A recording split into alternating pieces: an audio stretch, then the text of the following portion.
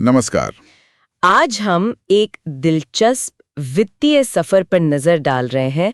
ये कहानी है शिफाली जरीवाला की, जिन्हें 2002 के गाने कांटा लगा से आप जानते ही होंगे जबरदस्त शोहरत मिली थी। हाँ, बिल्कुल। तो आज हम मीडिया रिपोर्ट्स के आधार पर ये समझने की कोशिश करेंगे कि उनकी कमाई का सफर कैसा रहा और उनकी कुल संपत्ति मतलब नेटवर्थ कितनी बताई जा रही है। जी, और ये सारी जानकारी हाल के मीडिया रिपोर्ट्स पर ही आधारित है। चले तो फिर शुरू करते हैं। सबसे पहले जो बात चौंकाती है वो ये है कि जिस गाने ने उन्हें रातों रात स्टार बना दिया, कांटा लगा। हाँ कांटा लगा, उसके लिए उन्हें कथित तौर पर मतलब रिपोर्ट्स के हिसाब से सिर्फ 7,000 रुपए मिले थे। सिर्फ 7,000 रुपए? जबकि कुछ साल पहले तक की रिपोर्ट्स देखें तो वो एक शो के लिए लाखों में चार्ज कर रही थीं। ये कॉन्ट्रास्ट ही अपने आप में काफी सोचने वाला है। बिल्कुल। और 2002 में कांटा लगा की जो सफलता थी वो अभूतपूर्व थी।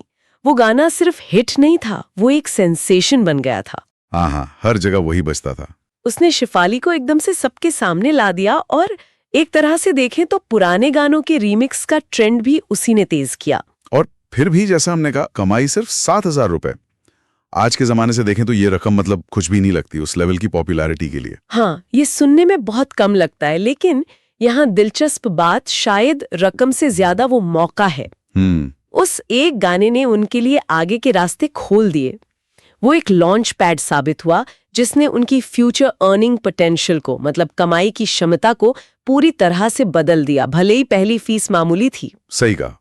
इसके बाद हमने कुछ हिंदी फिल्मों में देखा, साउथ की फिल्मों में भी शायद काम किया उन्होंने। जी हाँ, कुछ प्रोजेक्ट्स किए उन्होंने। लेकिन जो रिपोर्ट्स बताती हैं उनकी कमाई का जो बड़ा हिस्सा है वो स्टेज शोज और इवेंट अपीयरेंसेस से ही आता रहा। बिल्कुल सही।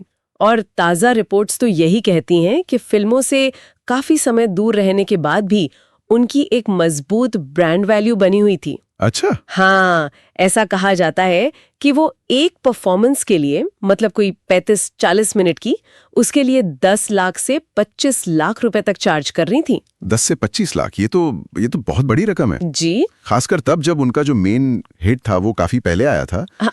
तो इतने सालों बाद भी ये डिमांड कैसे बनी रही, मतलब क्या वजह रही होगी? देखिए, अगर हम इसे थोड़ा बड़े पर्सपेक्टिव से देखें तो ये शायद रिकॉल वैल्यू का खेल है। Recall value? हाँ, कांटा लगा सिर्फ एक गाना नहीं रहा, वो एक पूरी पीढ़ी के लिए नॉस्टैल्जिया बन गया, एक पहचान बन गया। हाँ, बात तो सही है। तो ऐसा लगता है कि शेफाली और उनकी टीम ने इस पहचान को, इस नॉस्टैल्जिया को इवेंट्स और शोज के जरिए अच्छे से कैपिटलाइज किया। जब किसी इवेंट में उस दौर को याद करना हो तो वो चेहरा, वो गाना, वो एकदम से याद आता है। शायद यही उनकी मार्केट वैल्यू बनाए रखने में काम आया। ये तो हुई उनकी पर शो कमाई की बात।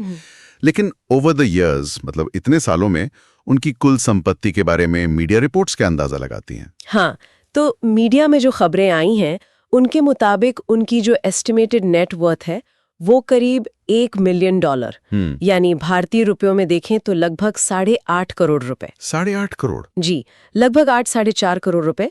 जाहिर है ये आंकड़े अनुमानित होते हैं, मीडिया रिपोर्ट्स पर आधारित। लेकिन ये उनकी कंसिस्टेंट कमाई और ब्रांड वैल्यू की तरफ इशारा तो करते ही हैं। तो कुल मिलाके इस पूरी बातचीत का निचोड़ क्या है? एक सफर जो 7,000 रुपए की फीस से शुरू हुआ, हाँ, वो प्रति शो लाखों की कमाई तक पहुंचा और फिर करीब 8.5 करोड़ के अनुमानित नेटवर्थ तक। ये दिखाता है कि शोबिज में शुरुआती सक्सेस को सस्टेन करना कितना जरूरी है। बिल्कुल। ये सफर यही दिखाता है कि एंटरटेनमेंट इंडस्ट्री में एक शुरुआती बड़ी कामयाबी अगर उसे सही तरीके से मैनेज किया जाए तो वो एक लंबे समय तक चलने वाली फाइनेंशियल फाउंडेशन और एक ब्रांड आइडेंटिटी बना सकती है। ये सिर्फ किस्मत नहीं है, ये उस पहली चिंगारी को जिंदा रखने, उसे सही मौकों पर इस्तेमाल करने और समय के साथ रेलेवेंट बने रहने की बात है, भले ही आप मेनस्ट्रीम हेडलाइन से थोड़ा दूर ही क्यों ना हो। ये वाकई सोचने वाली बात है, खासकर आज के डिजिटल दौर में। हाँ, और यहीं से एक बहुत दिलचस्प सवाल भी उठता है। क्या?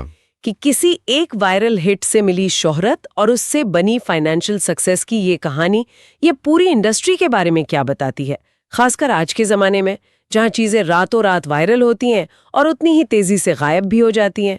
तो ऐसी शुरुआती विस्फोटक सफलता का लॉन्ग टर्म फायदा कैसे उठाया जा सकता है, ये शायद आज के आर्टिस्ट्स और क्रिएटर्स के लिए सोचने का एक अहम मुद्दा है।